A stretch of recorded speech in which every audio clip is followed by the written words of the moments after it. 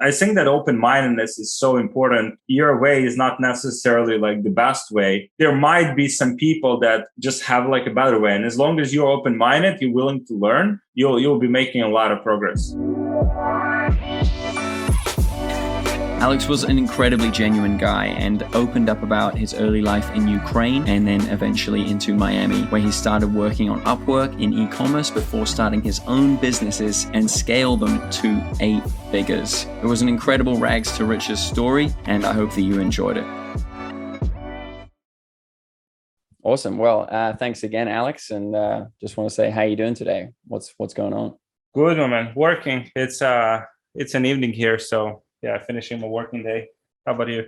Yeah, it's the morning here. I'm down in New Zealand, so just sort of waking up. Good for you, man. Good for you. Where does this podcast find you today? In Miami. Miami. Awesome. Yes, that's right. So we've both done something similar, actually. You were born in Ukraine. Yeah. I was born in the UK. Uh-huh. And I moved to New Zealand when I was 11 years old. Cool. So awesome. When did you move to the USA? Like 2 years ago. Yeah. I was already old, you know. So you were a bit older then. So I wanted to ask, like, what are the fundamental differences between Ukraine and the USA in terms of like business culture, social culture? Oh man, I mean, Ukraine is still like it's very far like behind, you know, kind of like from pretty much every like standpoint. So like US has this like forward thinking, you know, like new ideas, new technologies, kind of like a lot of the innovation. Whereas like in Ukraine you have that, but it's like 10 times less. So yeah, for me, I was always like, you know, kind of like was inspired by like what's happening here, you know, and kind of like trying to learn as much as possible, even like while not being here. And then 2 years ago, we just decided to move here right before COVID hit. So I actually did a similar thing. I moved back from London 2 years ago because of COVID. Yeah. So what was it like growing up in Ukraine as a kid? Was it still in the Soviet bloc?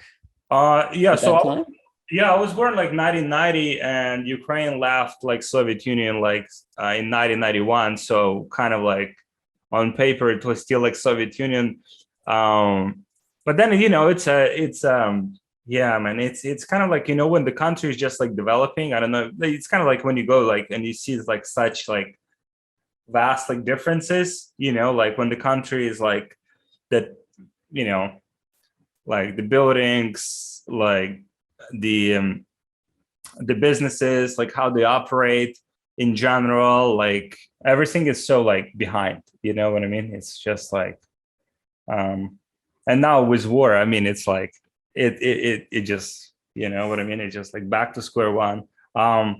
Hopefully they'll rebuild it. But it's, yeah. I mean, it's kind of, yeah, I hope that it's a completely new, you know, way of life afterwards. And I hope that the war ends as soon as possible. It's really just outrageous. Yeah. It's crazy. How has the war affected you? Have you obviously have family still there? And yeah, so we took our parents out, like me and my sister. We basically evacuated them and like we sent them to Canada. Okay. So they're in Canada now, just like so they're in safety.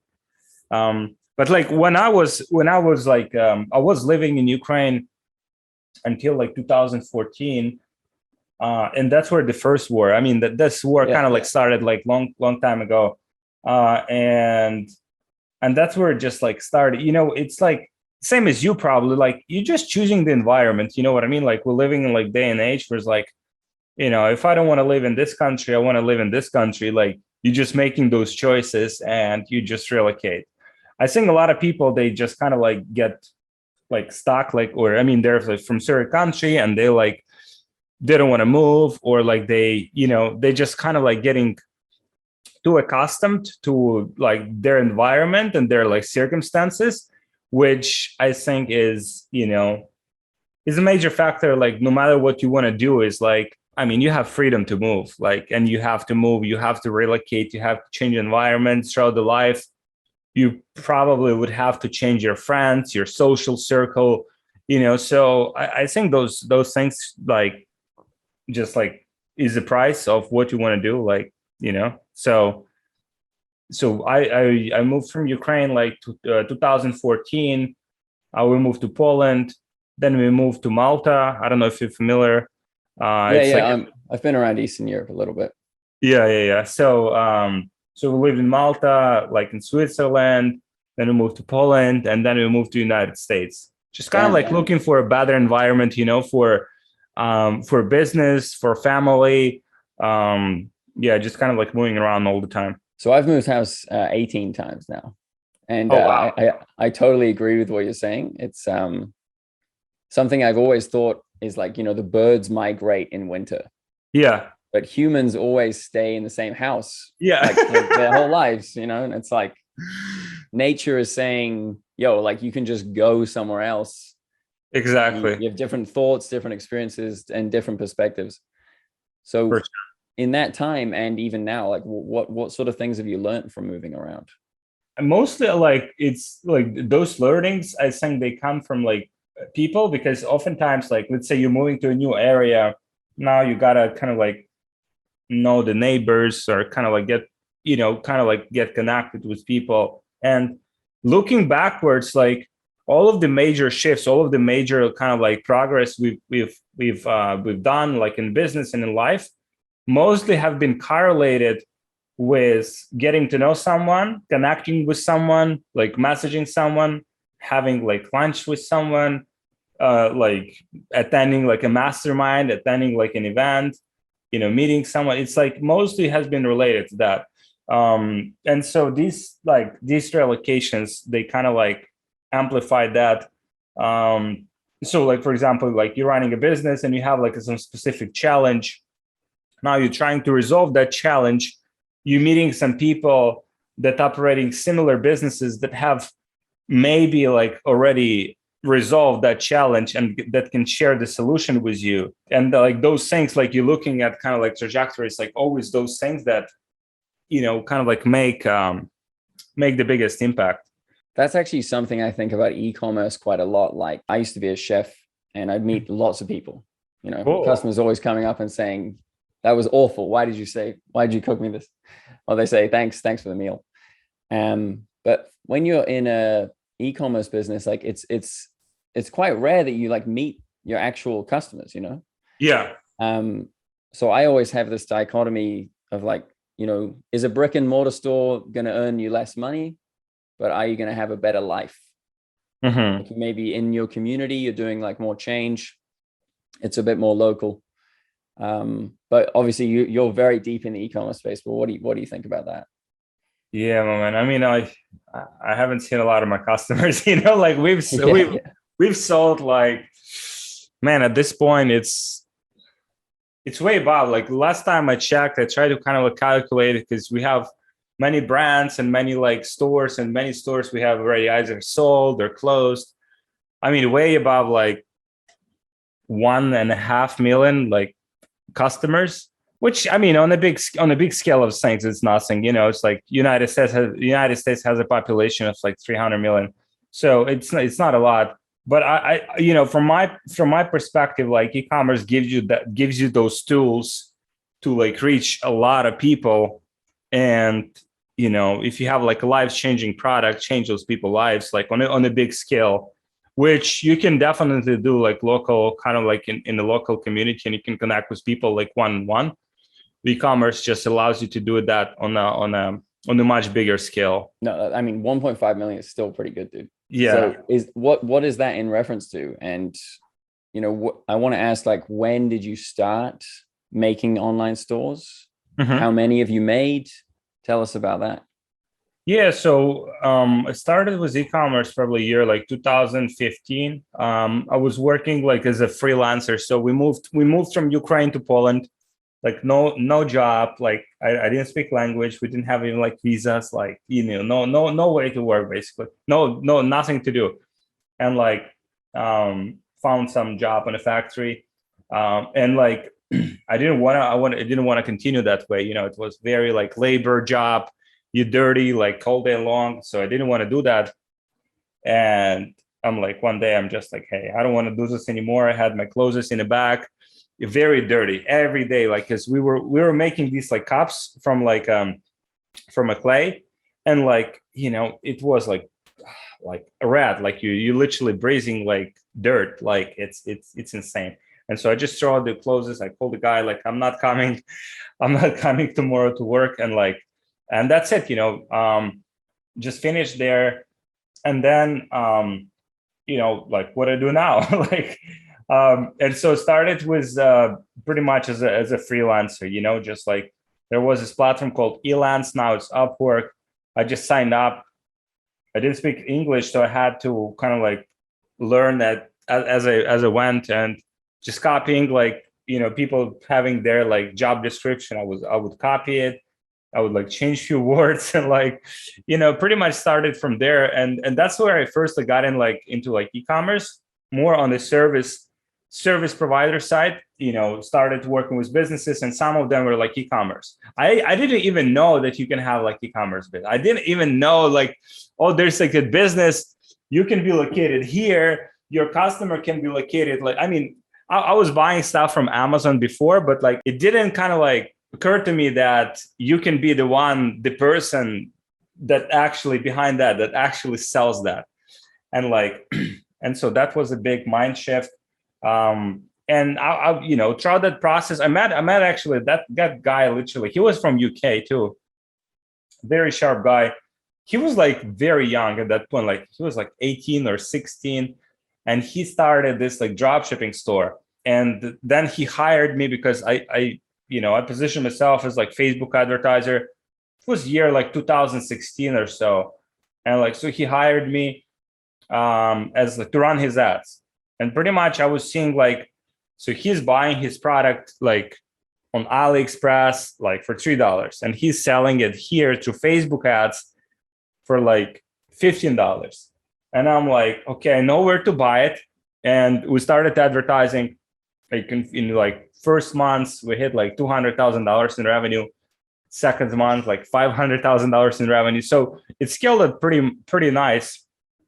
And I'm like, I know exactly how to do this. So why would I do it for him? Like, and so I started my first store. And so that first store, I scaled from 0 to like $4.1 million in sales in like 9 months. What were you selling? Watches. Like these were like watches, like free plus shipping watches. Like, these kind of like watches that look good, but they're like very poor quality. And they're like from China, obviously, so like their cost is like $2-3 with shipping to customer. So you can kind of like assume the quality of that watch. Yeah. But people were buying them because we positioned them as like free plus shipping. So it's kind of like, you don't pay for the product, you pay for shipping. But the shipping would be like $12. But people would pay like gladly, because they thought, oh wow, it's like such a cool watch, like for 12, like I only have to pay for shipping.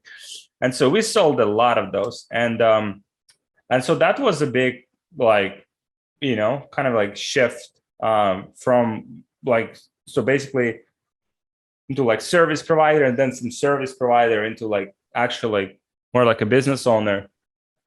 And so, yeah, that was pretty interesting experience. Yeah, that's so inspirational. You just, on Upwork, didn't even speak English, and then you go for it, just learn the ropes.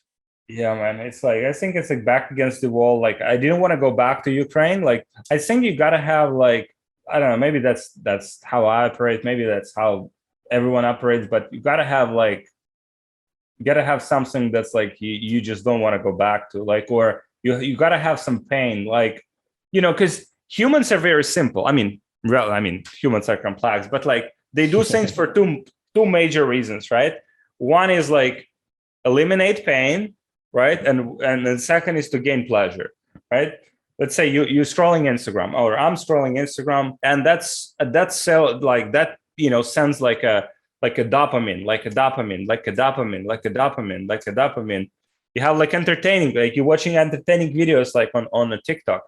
It's like a dopamine, it's an entertainment, it's funny, it's emotion, right? So humans are wires like, those two ways. So And a lot of the big kind of like, even like you look at the big, like how people immigrated like from one country to another, a lot of the times is Spain, even like United States, like how United States, well, I mean, it's immigrants, coming from different countries, coming from absolute zero. There's nothing, they're kind of like, what do they even do? And they're coming from pain. Even like you look at the like movies about mafia, right? Like it's people were moving from Sicily, not because like, just like they had nothing else to do. They moved because like the mafia there in Sicily was very, very bad.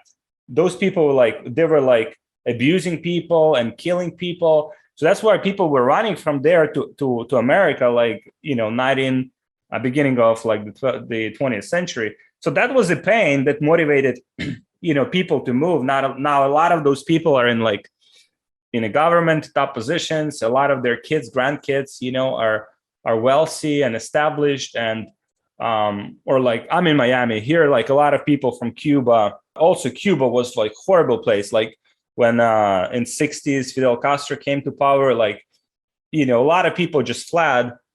Now they established here, like now they also have businesses here and they're doing well for themselves. But a lot of the times, I mean, most of the times, we're just motivated by these two powers. Like it's either pain, we're moving away from pain, or we're moving towards pleasure, which basically kind of like ruins the society. Because if you train the person to kind of like just give them those like very easy, I mean, everything is so easy, like in a developed country, it's like it's so easy to get access. I mean, you turn on like Netflix, pain, or I mean pleasure, like it's like dopamine, it's like it's like 10 seconds. Then I mean, you have video games, you have social media with all of the like content that's very like enticing and like clickable and like so yeah, and that just consumes your attention. Like, oh, I just want to watch this like one video, one tutorial, and like 3 hours later, oh wow, what happened? Yeah. So they know how to suck you in. But that's that's how humans operate. And I mean, yeah, I think the important thing is kind of like to realize that like no one is perfect. That we all kind of like you're not like exempt from this. That like, and so just knowing those things, now you know how to like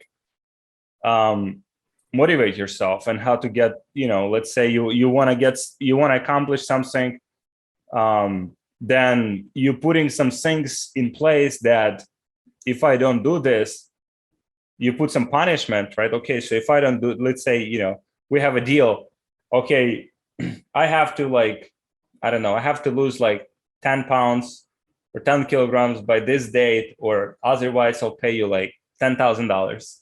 Now I have a pain associated with it. Like I don't want to pay you $10,000. Now I'll do my best to to do what I need to do. So I think understanding that like psychology type of things, first of all, on yourself is so crucial. Yeah, that's probably an excellent place to start if you're doing anything. My first job was a cleanup boy at a butchery.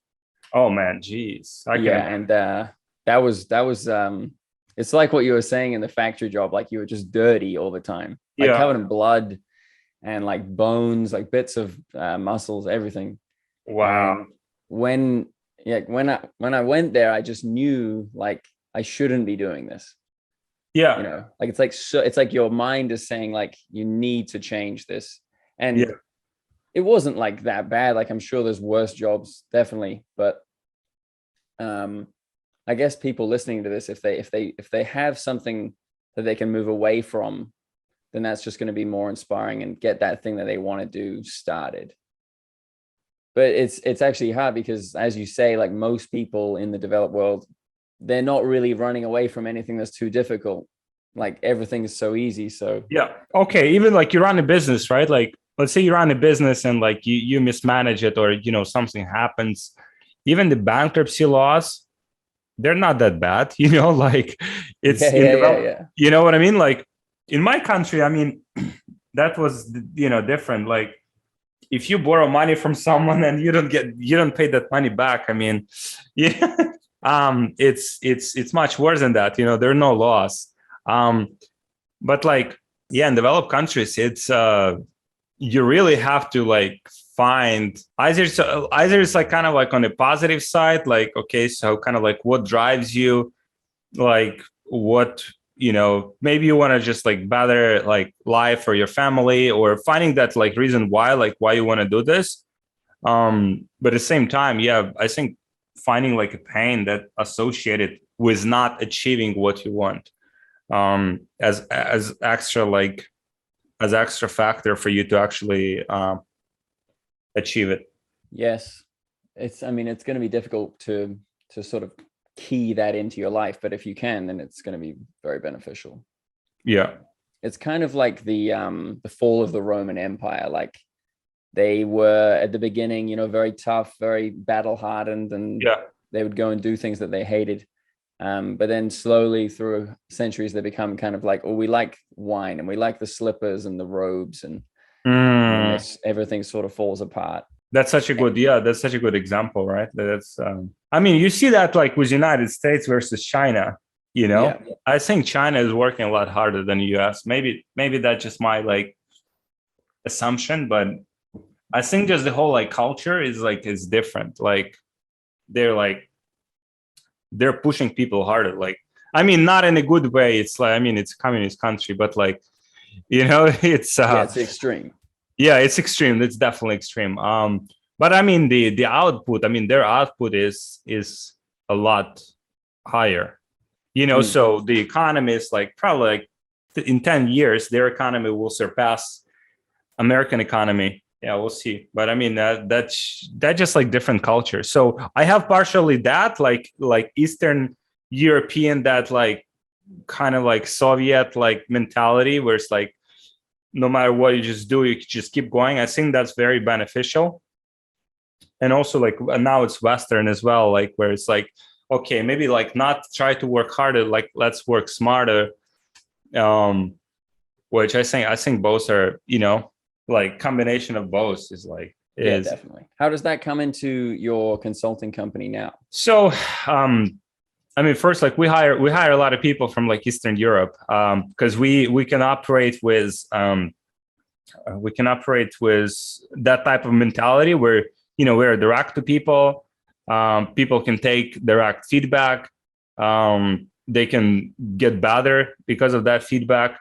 And then also, I mean, we have some team members that kind of like, they're like American, they're Americans, and they come in with this like some innovative ideas, on how to do things and how to do things differently.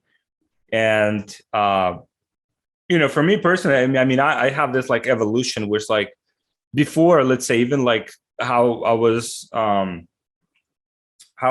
like connecting with my team, that was more like, hey, we have to do this and this, and then like, hey, why this is not done, and like kind of like more like, because the whole culture, like Eastern Europe, like Ukraine, Russia, it's more like a suppression. It's like no one is asking you what you think, just get it fucking done, like it's a different and so whereas like in the United States, it's like, okay, so what do you think, kind of like how would you resolve it, and like and it's different. It's more like collaborative. You see that even like I was reading about this and it makes so much sense. So now there's like a war between like Russia and Ukraine, and like in Russia, it's like it's so interesting. I mean, obviously they have the firepower, they have all of the tanks, they have all of the like guns and stuff like that.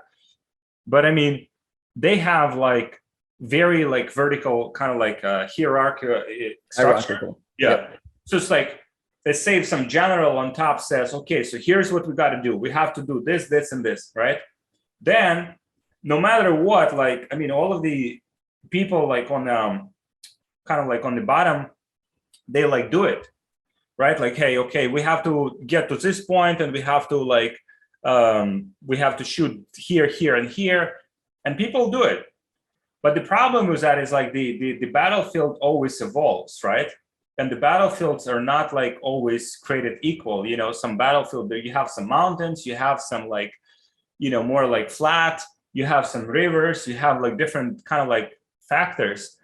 And so if you kind of like continue to do exactly what been told, it might be totally wrong thing to do, because like you're not adapting to the current environment that's happening.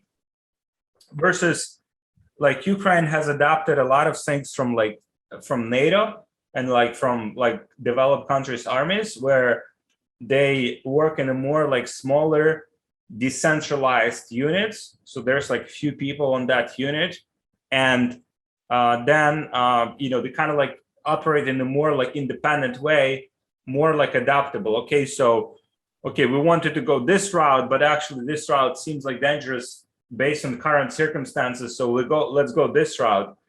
And so they're adaptable because of that. So that's more like a Western kind of like like mindset. And so that's I think the big difference, kind of like that's why like eventually the Cold War was lost by Soviet Union, because it didn't bring a lot of that innovation. So in our business, that's basically what we do. Like we're trying to just get everyone's ideas on how we can do certain things better. We're bringing in like consultants for our e-commerce business, for our consulting business, people that have actually achieved what we want to achieve, and we asking their opinion to kind of like just learn the best practices, and not trying to like figure everything out like by ourselves, because that's like the most expensive thing that we can do. And I think that open-mindedness is so important. Kind of like that your way is not necessarily like the best way. There must be like there might be some people that just have like a better way, and as long as you're open-minded, you're willing to learn, you'll be making a lot of progress. Yeah, that's brilliant. Wow, that is like the best. Yeah, I really agree with that 100%. Yeah, I just directed a short film. It just makes me think of it like it's something I've learned from being a filmmaker, is like you will have the producer and the director, and they're always like they're very authoritative, and like you want to listen to them because they're really they're the leaders. But then they say stuff doesn't make sense. And it doesn't make any sense, and you go, hey, sorry sir, oh please, you should maybe do it like this. And that's something that I did in my short film I just made, is like, I said to everybody, we had a small crew, maybe 20 people. And at the beginning of the film, I said, anybody, no matter if you're just here for half an hour, if you're just here to do one small job, I want you to come to me and say, I just saw something that's wrong. And actually, a more clear example is I made a documentary on Monday for a client, and the client himself said, hey, the microphone is in the shop. And I just said, thank you. And I move it. Like, I'm not going to be like, oh, well, I'm the director, so just let me do that job. I mean, I would have been an idiot to do that. So what you're saying is very, very valuable. That's a good point. Yeah, I think it's, I mean, if you think about like, because I was, kind of like always curious about these companies that are like, let's say there's like a company, you see this like, these are like unicorns, right? Like the company started like, let's say this year, like they get funding, like let's say 100 million. And then like 3 years, the company sold for like $1 billion. And you're thinking like, wow, geez, what these people know that I don't know, right? Like obviously, okay, they raise money, right? But I mean, raising money is like half of the business. It's like, okay, you raise money, but now what you do with it? But they bring like the best people that they can find for each role, right? Like, so they don't start flat. I was watching this like interview. It's like Jeff Bezos, right? And he's like, I don't know which year was that, and like the journalist like asking him, oh, it's like he's saying, okay, we are considering like getting into like cloud industry and this industry, and journalists like, oh, like how do you even like want to do that? I mean, like you have no experience in that industry. And he's like, you have to understand that if we're coming some industry, like we're not coming like flat, like we are coming like, and we are getting the best people that have already like had experience in these industries that have done things that we want to do. And then we're giving those people like all of the necessary like tools and resources so they can do like even better things. And that just makes so much sense, right? Because that is a shortcut, right? Like how like some businesses go from like 0 to like 100 million in like 2 years, and other businesses like never go like past like $100,000 a year, because like as much as we like we kind of like we like to think that we are smart and like and kind of like we all have ego and stuff like that, but like it's only when it's collective like intelligence, when you bring in like great people like together, that everyone brings something to the table and complements each other. This is where amazing things are happening. So is that probably one of the secrets that you teach in e-commerce secrets? Yeah, man, team building is one of the like, we have people like it, that, they're like, you're not unicorns, but like, let's say one person, like one business owner, like works very hard, structures, like we have one client that had like one virtual assistant and he was operating a business. He was doing like last year, he's done like $7 million in revenue, pretty much him and an assistant, like that's it, 2 people. Wow. And so this year, just like 2 weeks back, he sold his business for $3 million cash. Basically like just one employee. And a lot of on certain stage, you can get to certain level by yourself, no questions about it. You can grow like a 7-figure business by yourself. Maybe it was one assistant for sure. Like I did it, like I know so many people that did it, but then at some stage, it's like you can only do so much. You only have so many hours in a day. And also you cannot be good at everything, right? You gotta like kind of like let other people do what they're good at so that you can focus on higher level activities. And so that's one of the things that, we help entrepreneurs with, like once they get to a certain stage, okay, so how to hire, when to hire, who to hire, and pretty much putting those people in place in their business so they can like disattach and they can have more free time. They can focus on higher level stuff. That's a great point. That's kind of what you did when you jumped on Upwork. Yeah. First you kind of like jump and like you're trying to figure it out, and like you kind of like, you're doing a lot of things wrong, like, because you don't know what you're doing. But then eventually it's like, you got to evolve. You got to like, okay, so you kind of like reflect on yourself. Okay, I'm good at this, but then I really suck at this, so, okay, so who can I bring? Who can compensate for all of my like deficiencies, and then bringing those people. And so, so I started as a freelancer myself. I was working like 16 hours a day, like 18 hours a day, like kind of like, that's also maybe part of that like Eastern European mentality. Like you can work like very long hours, very hard, like doing some stupid stuff, like stupid tasks.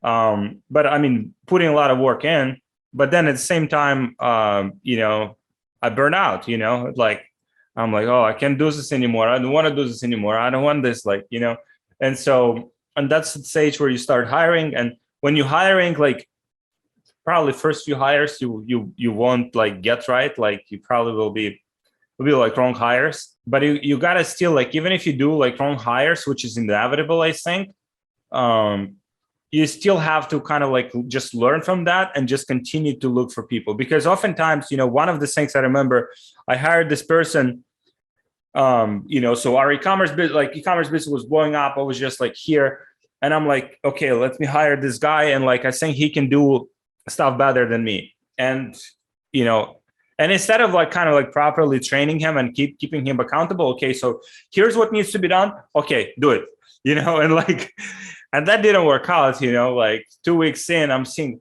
our revenue has dropped, like it's a disaster. And I'm like, okay, fire the guy. And it was very painful, to do that, because like that just, there's like human brain has this like, I think consistency bias. So it's like, you don't want to be like that's why, like, for instance, even if someone is in a bad relationship, like abusive relationship, they don't want to get out of that relationship, because it's kind of like, oh, but I know him for so long time, and it's like, I've been doing this for so long time. Like, why would I, it's okay. Maybe he'll change. Maybe she will change, and usually people don't change. But like, I think so. Like when you're building your team, most likely you will do those like hiring mistakes, but it's okay. You do them as long as you learn from them.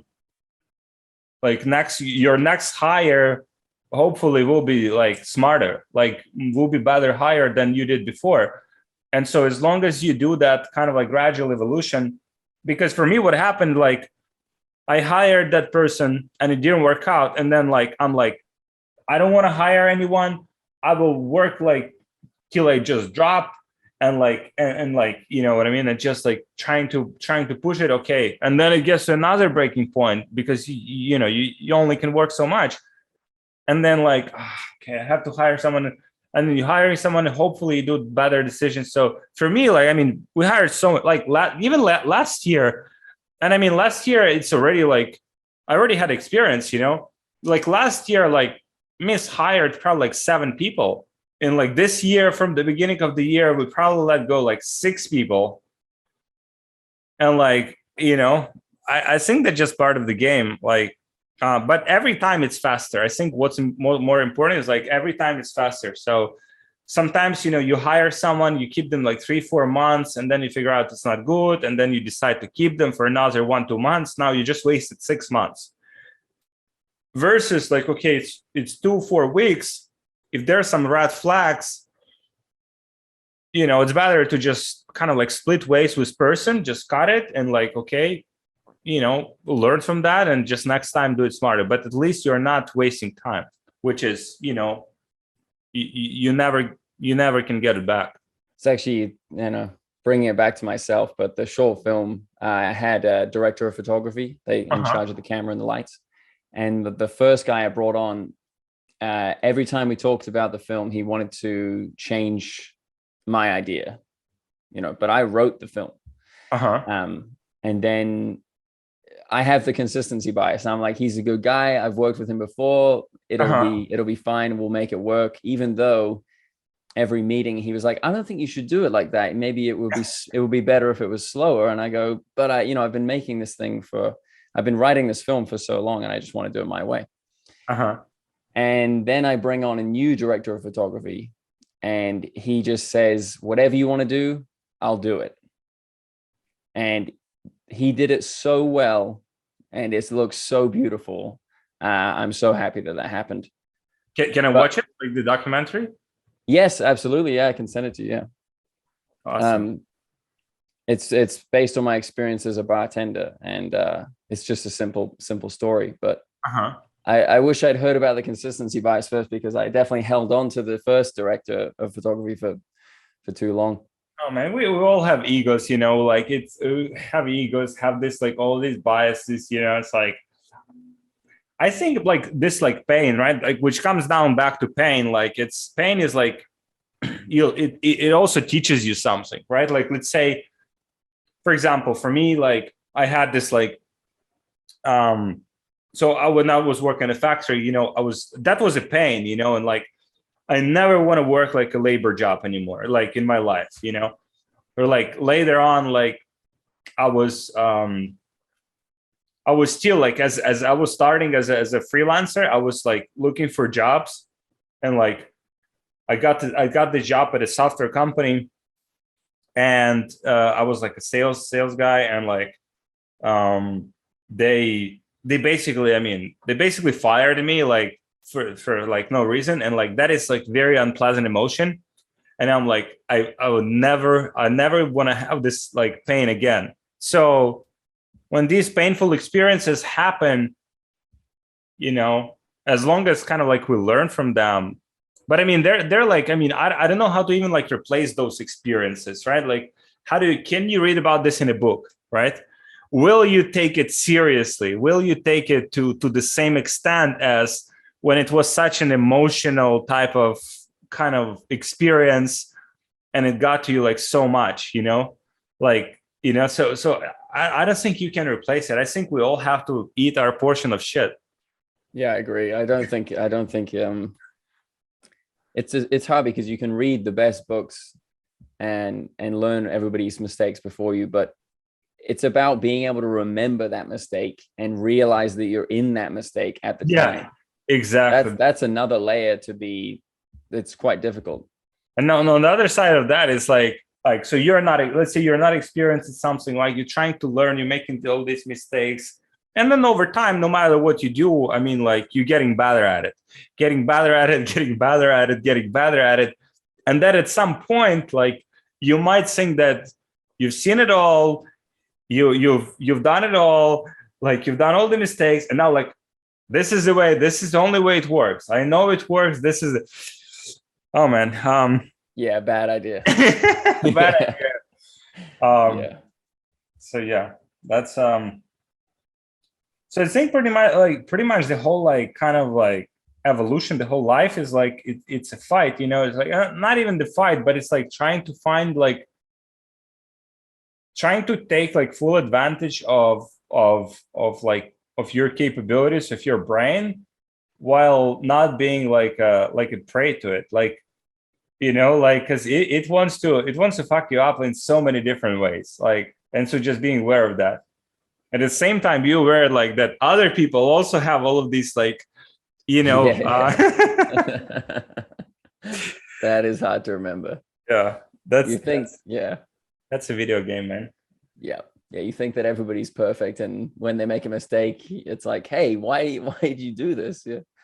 I was even like because for instance, like when you build a company, it's like you hire a lot of people. Like we have like 40 people in our team right now, and like, so, but all these people are not created equal, right? All of these people, like some people you have to talk about like this way, some people have to talk about like in this way, some people you have to be more direct, some people you have to be more soft with, some people you have to like I don't know, have like weekly calls, some people you might just have like one call like every like 6 months, then they're like basically self-sufficient. And so that kind of like adaptability, I think was one of the most like important like factors, like one of the most like important like qualities to like adapt to different like personalities, and being able to kind of like collaborate and still make things work kind of like with different people, not treating people like before. I think I saw that you can just treat everyone the same. Okay, so here's a task, what needs to be done, when it needs to be done, just like very direct, like very like, and so why it was not done, because maybe some people need more explanation, because some people maybe need examples, some people maybe need like role playing, some people need like more like, I don't know, case studies, like they kind of like need to understand it better. Some people need more coaching, some people need more mentoring, some people learn about things differently, some people are better with numbers, some people better with creative, some people better with like sound, like, or with voice, or like some people better with like other means of communication. And I think being like flexible and understanding that everyone is like different, I think such important. I have one more example, and then I promise I'll stop. But there was a guy I was working with on a film, sci-fi film, and I hired him to make the music. And I said, okay, so like I'll come to your house on Friday, and we can listen to the music in 2 weeks, and then that's 2 weeks to make the soundtrack.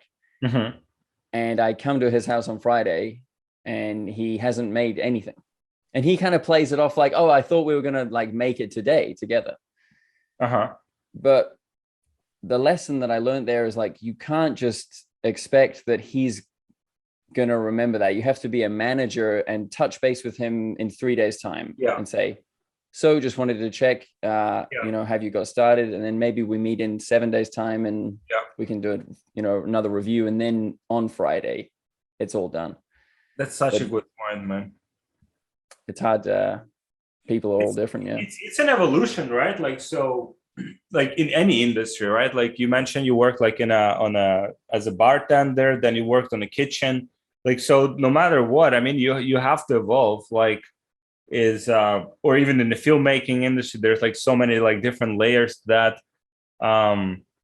like business owners, let's say like business owner starts like a small shop selling pizza. Okay, so at first it's obviously making good pizza and like maybe talking to customers. Now he wants to grow that place. Now it's like making good pizza, talking to customers, and also making sure that his other like employees are happy and they know what they need to do and they do it well, and observing and managing and supervising, as you said. And now he wants to like grow to even bigger level. Now it's like managing bigger teams, managing the supervisors, managing the managers, and like giving everyone like clear directions and keeping people accountable. And so that kind of like that skill set kind of like constantly evolves. And what I see is like a lot of people, they kind of like get to success on a certain level, like even let's say e-commerce. You know, I know a lot of e-commerce entrepreneurs. I know like a lot of people, like, and you see like, I mean, for example, they're very successful like with their businesses, but they don't evolve. And then you see like, you know, because you see, wow, this guy is so smart. He's grown the business to this level, like so fast. And then you see like next year, like if they don't evolve, if they stay on that same level, then it's hard to maintain it. Like you got to be constantly evolving. You got to become like a manager, business owner, like promoter, whatever role kind of like is necessary for you to drive the business forward. But those roles kind of like constantly. And so a lot of us, like when I started a business, like that's what I expected. You tell people what to do and how, like, okay, so here's what needs to be done and it has to be done by this date. And then you're like, yeah, you just like sit and like wait and that's being done, you know? And then it's like kind of like through that painful experience, it comes to you that like, oh, wow, that's not how the world works. Like that's another skill set that now like needs to be learned. Yeah, absolutely. So you take people from 7 to 8 figure in e-commerce specifically. Yeah, that's our like, yeah, that's our special, like 6, even like 6 figure. Like, so someone does like, let's say 30, 50K per month, we're helping them to scale to like 200, 300, 500 per month, some to 1 million per month. Kind of not starting the business. Like, I mean, starting business, I mean, it's not our core kind of like special. We usually like to buy the business at a certain stage and then to grow it, and also to work with people that already have some momentum, just want to kind of like scale it up. I mean, from this conversation today, it's pretty clear to me that you know how to evolve things and learn new things. I mean, it's one thing to say, another thing to do. You know, I'm also in the battle like every day, trying to get better, like doing a lot of things wrong. You know, like it's like everyone can say something, right? I can say something, and it sounds like I'm you know, like I know what I'm talking about, like which you know what I mean. But like, it's like, oh yeah, okay, it's like oh yeah, like to get in shape, you have to go to the gym like 3 times a week. And like eat this and this, and like I can disperse advice like this. I know, like I read like few books, and like I can be like an expert. But then another thing, whether you can execute it on a daily basis, I was struggling. Like, man, like I came from like from Europe to United States. I don't know, maybe it's food or something, like worse quality here. So I gained like 20 kilograms of fat, like very fat, and tried to lose it like 2 years. I couldn't lose it. And then like, but I was like, yeah, it's like kind of like, you know, try these supplements, try different things. And I kind of like, yeah, I read a few books. I know what I need to do. It just, you know, it's not like kind of like urgent. And then I just hired the coach, and he doesn't give me like, you know, he doesn't give me the ability to think. Like, he's just like, okay, you come here this time, you got to be here. I paid him for like, you know, for like months upfront, like two months upfront. I paid it. So now I'm committed. And now I have to actually do it, you know, but like, there's a big difference between like talking about something and actually doing it, and then there's another difference between like doing it consistently. There's like a third layer. So and I think what people kind of like, a lot of people that in our industry, like that have figured out, like even drop shippers, they figure out like how to sell it, for example, how to figure out how to sell something, but then they having issues with actually fulfilling it. Like, you can sell the product, you can market the product, which is cool, but then you have to actually deliver the product, make sure it's good quality, make sure the shipping times are acceptable. So, and there's a big difference between these things. So yeah, I don't know if that makes sense. It's kind of like, no, it makes complete sense. The dropshipping business isn't going to be necessarily consistent. Yeah, and you have to keep that momentum going. Yeah, and you have to also evolve that business, right? Like kind of like drop shipping business today won't necessarily be like successful the drop shipping business tomorrow. Like, I mean, one Facebook update or like, so the business has to evolve. And yeah, I think that's daily evolution that everyone should kind of just embrace. That, when we have good times, everyone has good times. When we have good times, it's like, oh yeah, it's like, oh, it's good, and it's like we enjoy it, and like, and it's all good. But then when we have like bad times, this is where like you realize that even like during like for instance, I know a lot of people like e-commerce space, they scale a few stores, like they make like million, 2 million, 5 million. They buy a Lamborghini. Life is good. They move to Dubai. You've probably seen those, right? Yeah. Like, and that's it. Life is good, right? But then what happens? I mean, things don't last forever. Like 2 months in, like something happens, and like business not and now they've been like kind of like chilling and not really looking to like evolve. So I think life in a way is like it's just like consistent like pain, like consistent like struggle. If you look at it that way, I'm trying to look at it this way, like not to get complacent, because that's the worst thing, especially if once you've had some sort of like success, it's easier to get complacent. So you have to find another mountain to climb, mountain to climb, another challenge, find another pain. And I think that's like a big like, but then it's consciously kind of like forcing yourself to do uncomfortable things. Because I'm so into that. Like it's because like to get to the next level, it's like doing things that you probably haven't done before, and that like doing things is probably getting embarrassed like at some point, and like, that's why most people are just like. That's why Netflix is so good. You're just like, there's no effort, there's no sacrifice, there's no pain associated with it. Yeah. No, definitely not. No, that's the way. It's actually the key to longevity is like your cells will always do the same thing. And even if they're doing the wrong thing, they'll do the same thing. So if your like liver cells are like fixing your eye, they're going to give it cancer. Now you have eye cancer. But if you give your body a period of stress consistently, like a fast or a cold bath, like an ice bath, those cells have to reset. And well, there's M supposties. There's like a police cell that will go around and be like, you're doing the wrong thing. You've been doing the wrong thing for 20 years. Get back to the liver. You've been fixing the eye. But it's hard to actually do that and step back. But yeah, great advice. Yeah, hopefully someone will do it. Yeah, I hope so too. Well, I know you said you wanted to keep it to 45. I think I might have kept you a bit longer. Oh, no worries, man. Yeah, no worries. Yeah, we can wrap up. Yeah, that was an excellent conversation. You really do have some good insights. Thank you, man. Thank you. Yeah, it's different, from usual like interviews. They're more like tactical, but this one is more like mindset. I loved it, man. Oh, thank you. Yeah, I've ignored the 20 questions I wrote. So. Oh yeah. Probably the key.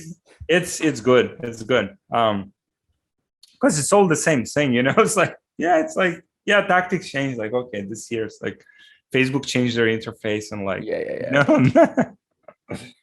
No, I get that. Oh, man. Cool. Well, yeah. Well, I actually wanted to ask you this one question because I'm making these documentaries and I'm asking everybody, every business owner I meet. So if you have, and it doesn't matter if there's nothing, but like, do you have any lessons from your parents or your grandparents that have helped you? And what are those lessons? It's probably, yeah, that's my mom's. Like, so I grew up without my mom because like she was, we were like very poor, and like she had to go like,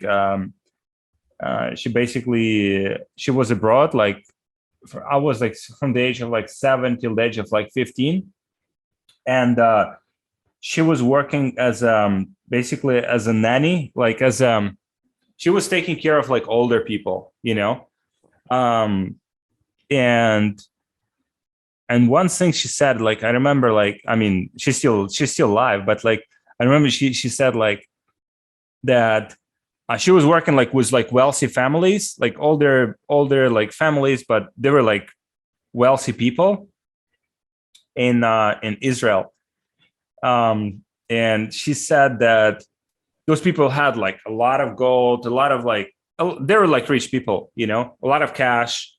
And she said that like those people were like living kind of like gold or like some like jewelry, like on purpose in some places just to check if she would have taken them. She never took anything, she never took anything from them. She worked with them like for, I don't know, five years, and then like I mean they died. I mean they were like old, like above like 80 years old, or 90, like very old. So they died.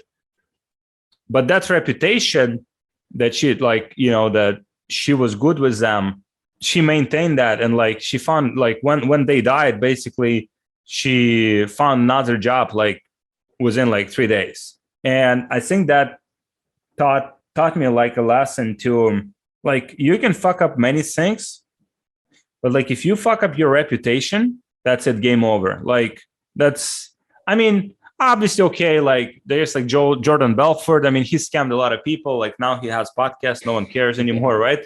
But like, I mean, he has a lot of great stuff. He has a lot of great strategies, tactics, and stuff. But like, I mean, that kind of like passes over time.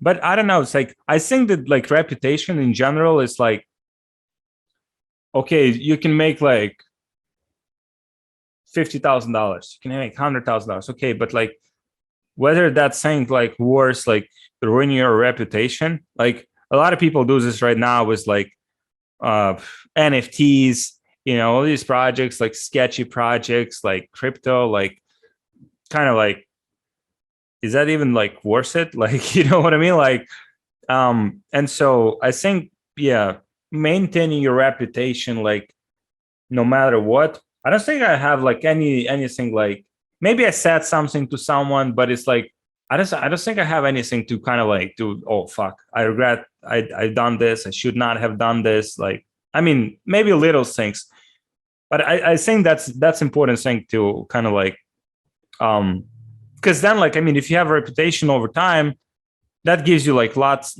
of like opportunities. And yeah, I think that's probably the biggest one. Yeah, that's a really, really nice lesson. Yeah, it's in any industry, you have your reputation, right? People know you for something. Obviously, it's like it's kind of like you can build that reputation for many years, but like also you can ruin it like with one bad like situation. You know what I mean? It's like one bad like case. So yeah, I think that's I was very like polarizing kid. I had like conflicts with my mom and with my dad, and like I was like, oh, it's like I don't care what people think, and like, but like indeed, like inside, I'm like, you know what I mean? It's like I was just saying this to kind of like make them angry, like kids do, like what I mean? Yeah. But like, yeah, inside, I think there's like some how to say it, the moral like barometer, or like kind of like where it's kind of like, what's good and what's bad. And I mean, you're trying to do like what's good, like you try not to do what's bad. It's like I think every person was like with decent like upbringing kind of like knows those limits. So yeah, not going above them. Because even like in that movie, I was watching the interview with like Jordan Belfort. It's like he said the way he got into like those like massive scams is like, oh, check. I mean, it didn't start like massive scam, like hundreds of millions of dollars that they scammed like investors, but it's like one thing. Oh, maybe it's like, oh, it's like maybe it's just like, oh, I'll just sell them like $1,000 worth of this. Oh, they buy it. Okay, there's no pain, there's no like consequence, right? Okay, next time, let's do it like $5,000. Okay, no pain, no consequence. Okay, cool. Let's do 10. Let's do 100. Let's do a million, and then it goes from there. So the human, like another like thing that human have is yeah, and especially with those kind of like things that have like consequence. Like there's no consequence for bad things. Like humans will continue to do them. It's like in Singapore. I don't know if you've been to Singapore. So if you spit like a chewing gum on the street, yeah, I've heard that. It's you like know, prison sentence, right? Yeah. Like, I mean, that's it. That's easy, right? I mean, don't chew it on the street. Like, you know, keep it to yourself. Yeah. You know what I mean? So it's like, I think that's how humans operate. Like, so there's certain things that like the consequence, like how they call it, like the carrot and the stick. Mm-hmm. I think that works. That's old school, but that's just like, okay, don't do this, and incentivizing the good behavior. It's about writing the good behavior. Yeah. Well, Alex, I think we'll take over the world governments and everybody will listen to us. That's it, man. That's it. Yeah. Well, if you're ever in New Zealand, come man, that's like one of my places. I wanna like, yeah. I know, you know Sam Owens? Yes. Sam Owens, like that guy, like, I mean, that guy literally, like, you know, I follow him like since I was broke, and like, and I've learned so much from him. I was in all of his programs, like New Zealand guy. True. Yeah, that was one of my questions I wrote down was who inspires you. So that's great. He definitely was you know, I mean, now like I have, you know, it's kind of that also needs to evolve, kind of like what people inspire you, but he definitely was like one of the like role models and like one of the people that inspired me a lot. Awesome. Yeah, you should come meet him. Yeah. I mean, he's in Los Angeles now, I guess. Of course, everybody moves to Los Angeles. Yeah. But New Zealand has such a weather, man. I was watching videos. I'm like, wow, is that for real? Like the mountains, like, you know, even like nature. Like, yeah, I'd like to see that. So yeah, my man, I'll let you know when we're there. Sounds good. Cool. Okay. Yeah. Well, thanks so much for the interview. That was very, very, very nice to talk to you. And you had some really great points. Yeah, same here, Connor. Thank you, my man. Yeah, just take care and good luck with your business and stay safe. Thanks so much for listening to another episode of Debutify Podcast. If you want to be part of the show, just email us podcast@debutify.com or head over to debutify.com to learn more. Have a great day and good luck with everything.